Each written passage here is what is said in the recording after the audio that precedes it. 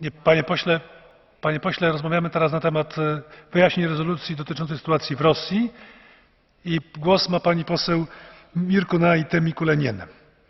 Panie pośle. Ačiū pirmininkė.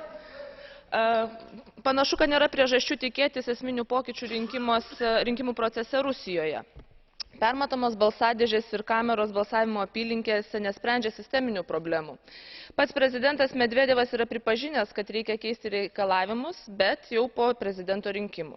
Šįkart kandidatai visoje šalyje turėjo surinkti po 2 milijonus parašų per ypatingai trumpą laikotarpį, per 4 savaitės, 2 iš jų buvo kalėdinės.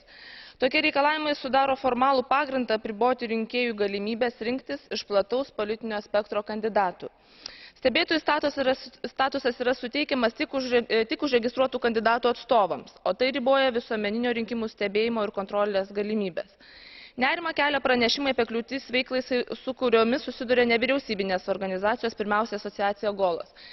Ir dar norėčiau pasakyti, kad balsavau šiandieną už pakeitimus susijusius su Politkovskijos, Khodorkovskijos ir Magnitskio atvejais. Deja, parlamentas jų nepriėmė ir man yra dėl to labai gaila, kadangi aš manau, kad šių žmonių bylos yra tiesioginis atspindys sunkios situacijos Rusijoje.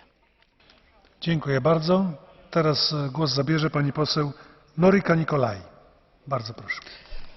Mulțumesc, domnule președinte. Cred că această rezoluție este la fel de importantă în a sublinia conduita de promovare a democrației și a necesității de alegeri libere pe care Uniunea Europeană o face constant.